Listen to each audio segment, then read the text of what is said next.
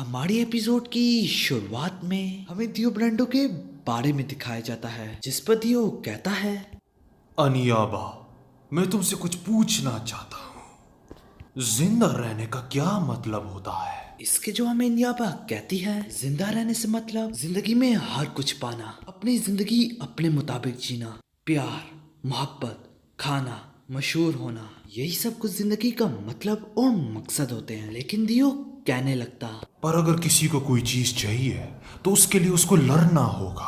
क्या ये सच नहीं है, इनियाबा? और अगर वो जंग हार जाए तो हमें वो चीज नहीं मिलती जो हमें चाहिए होती है, और उसके नतीजे में बंदे को बहुत ज्यादा तकलीफ होती है कि उसने वो चीज हासिल नहीं की जिसके लिए उसने ये जंग लड़ी थी। और नाकामी के डर पे काबू पाना वही जिंदा रहने का मतलब है।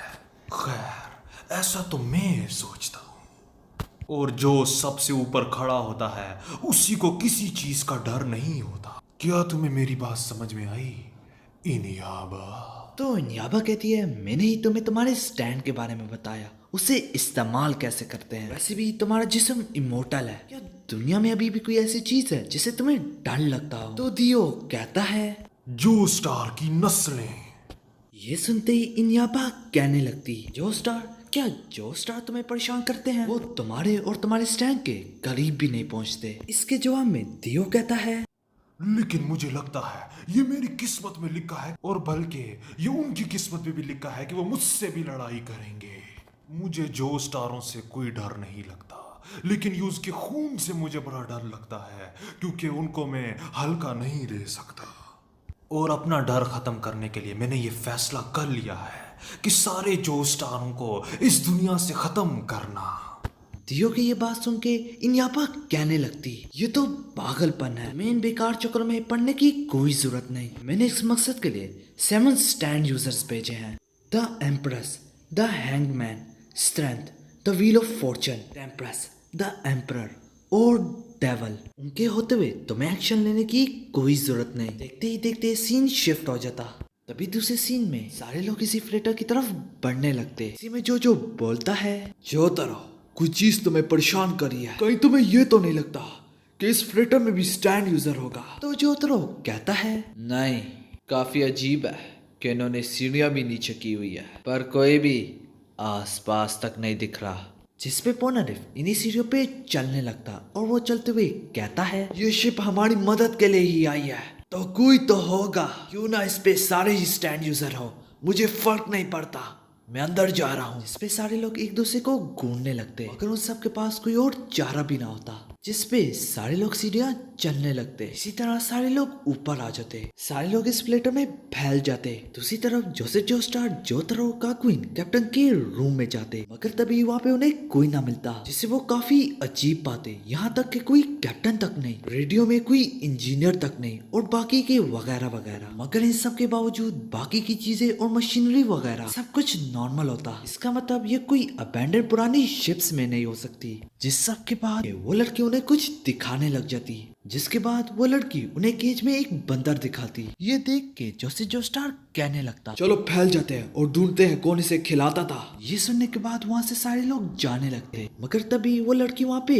रुक जाती और पीछे मुड़ के इसी बंदर को देखने लग जाती। इसी में वो काफी घबरा जाती और वहाँ से चली जाती। फिर जोसेफ जोस्टार और बाकी के लोग अब्दुल की तरफ आने लग जाते, जबकि अब्दुल और बाकी के दूसरे लोग किसी मशीन का जायजा ले रहे होते। मगर इसी में किसी के हाथ लगाए बगैर भी सेलर इनकी तरफ ही बढ़ने लगता। इस पे जोसेफ जोस्टार उन्हें बताता भी, इसके बावजूद भी उनमें से किसी एक को लग जाता। ये देख के सारे लोगों के पैरों तले जमीन खिसक जाती। ये देख के सारे लोग काफी हैरान होते कि किसी ने कंट्रोल्स को छुआ तक नहीं, मगर इसके बावजूद भी क्रेन अपने आप कैसे मूव किया। जिसपे जोसेफ जोस्टार सबको कहने लगता, ख्याल से कोई चीज तो है यहाँ पे, और तुम में से कोई मशीनरी को हाथ ना लगाए। अगर कोई चीज बिजली से भी हरकत करे तो उसे छूना भी मत। अगर तुम लोग जिंदा रहना चाहते हो तो वही करो जो मैं कह रहा हूँ। जिसमें उन्हें नीचे कैबिन जाने का बोलता। इसी में सारे लोग वहाँ से जाने लगते। इन सब के बाद जोसेफ जोस्टार कहता है, क्या तुम में से किसी ने स्टैंड को देखा? जिसमें ना कि किसी ने सेंस किया होता है, ना कि कुछ देखा होता है। फिर काकुई अपने हाइड्रोफोन ग्रीन का इस्तेमाल करते हुए कुछ मालूमात जमा करने लगता। दूसरी तरफ वो लड़की उन्हें घूर रही होती। तभी वो दिल ही दिल में कहती है, मुझे कुछ समझ में नहीं आ रहा कि आखिर यहाँ पे क्या हो रहा है। पर जब से ये लोग आए हैं, बस एक मुसीबत के ऊपर दूसरी मुसीबत, एक आफत के ऊपर दूसरी आफत। कहीं ये लोग जिंक्स तो नहीं? वैसे तो जिंक्स का मतलब मनहूस होता है, पर यहाँ पे जिंक्स से मतलब ऐसे लोग जो जहाँ कहीं भी होए वहाँ पे तबाही, आफतें, मुसीबतें आए, जिसकी पकड़ में आस पास के भी लोग आ जाए। जिसपे वो लड़की दिल ही दिल में मजीद बोलती, अगर तुम लोग वाकई में जिंक्स हो तो मुझे तुम लोगों से दूर ही रहना चाहिए। तभी जोसेफ जोस्टार उसी लड़की की तरफ बढ़ने लगता और इसके पास आके कहता है, मेरे पास अब तुम्हारे लिए एक ही सच्चाई है, जो कुछ भी होए हम तुम्हारी तरफ ही है, दूसरों के करीब रहो। जिस सब के बाद वो लड़की भी वहाँ से चली जाती। इसी में वो लड़की जगह जगह पे फिर रही होती है और दोबारा से उसी मंकी के रूम में आ जाती।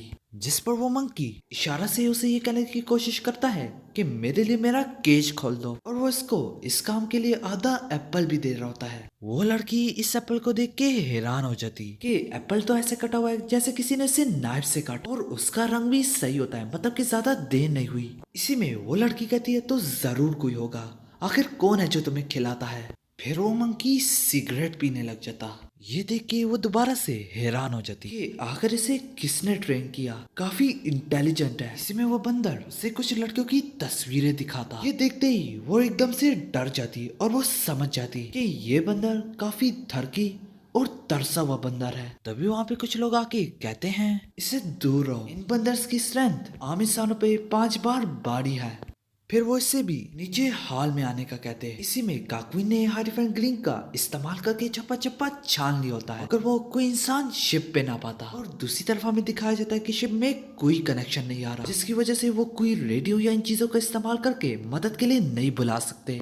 और उस लड़की को अपने से साल्ट वाटर की स्मेल आ रही होती है। अभी हमें दूसरे सीन में दिखाया जाता है, वो लड़की शावर लेने के लिए अपने कपड़े उतारने लगती और जब वो नहाने लगती तभी दूसरी तरफ हमें दिखाया जाता है जो मदद के लिए अप्लाई कर रहे होते हैं वो मर चुके होते हैं। जहाँ पे वो नहा रही होती है उसी में पर्दे के पीछे किसी का शेडो बन रहा होता है और पर्दा हटने पे दिखता है वहाँ पे वही थड़की मंकी होता। इसी तरह हमें दूसरे सीन में दिखाया जाता है जिसपे जोतरो उसी केज रूम में होता है और केज टूटा होता है। तभी हमें दोबारा से उसी सीन में दिखाया जाता है और वो थड़की मंकी उस लड़की पे टूटने लगता, मगर पीछे से जोतरो आ जाता और उस मंकी के कान के नीचे जोर से रख के लगाता। वो लड़की जोजो को यहाँ पे देख के काफी खुश होती। इसी में वो मंकी वहाँ से निकलने लगता, मगर तभी जोतरो उसकी तरफ उसका लॉक फेंकते हुए कहता है, ओए तुम अपना लॉक ले जाना भूल गए। जिसपे वो बंदर जोतरो का गिरबान पकड़ लेता। इसी में जोतरो को इस मंकी पे शक होने लगता कि कहीं ये स्टैंड यूजर तो नहीं। देखते ही देखते वो मंकी जोतरो की तरफ लात मारता, मगर जोतरो बड़ी आसानी से अपने स्टार प्लेंटी का इस्तेमाल करके रोक लेता, मगर अचानक से पीछे से पंखा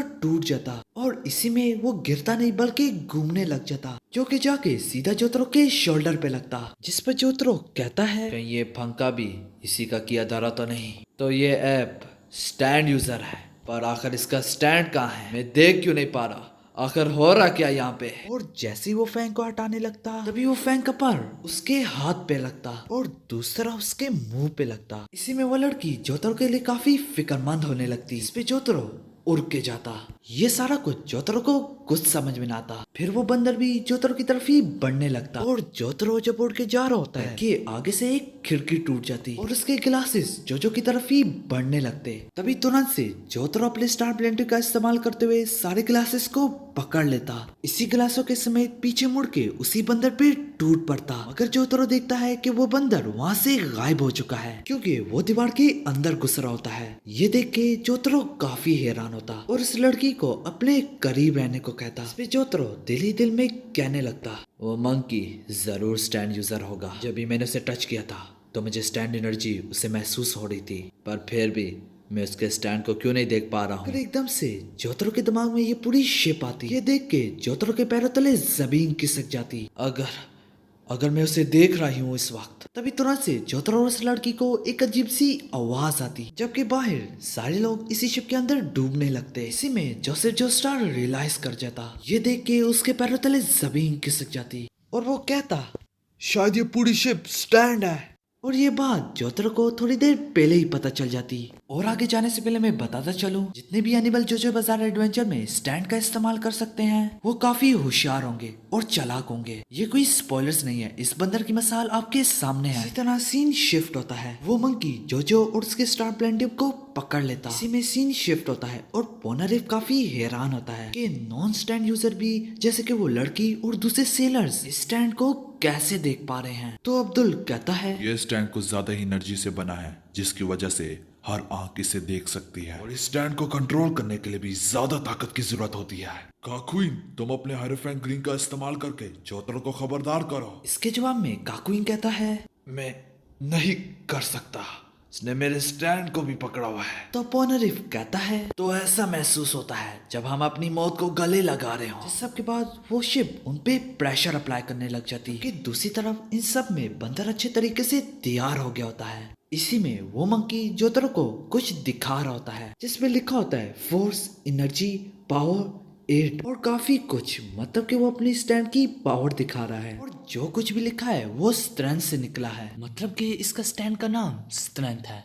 और इसके स्टैंड का कार्ड जो कि card of a terror deck होता है, जो कि इशारा करता है चैलेंज, छुपी हुई ताकत और अंदरूनी ताकत। और जोतरो जैसे ही अपने आप को छुड़ाने की कोशिश करता है तो उस लोहे की दीवार में से और चीजें आके उसे पकड़ लेती। तभी वो बंदर ऐसे एक्ट कर रहा होता है जैसे वो पहले से जीत चुका है और जोतरो को पता चल जाता है ये क्या कहना चाह रहा है। उस बंदर का ये मानना होता है कि ये पूरी शिप मेरी स्टैंड है, तो मेरा कुछ नहीं बिगाड़ सकते। और जब वो बंदर लड़की को ताड़ने लगता है, इसी में जोतरो अपने यूनिफॉर्म का बटन उस बंदर की तरफ फेंकता, जिस पर वो बंदर समझता है कि ये भी मेरे स्टैंड का हिस्सा है। इसी में जोतरो कहता है, यहाँ पे मंकी, ये बटन तुम्हारे स्टैंड का हिस्सा नहीं है। जिस पर बंदर को बहुत बुरा लगता।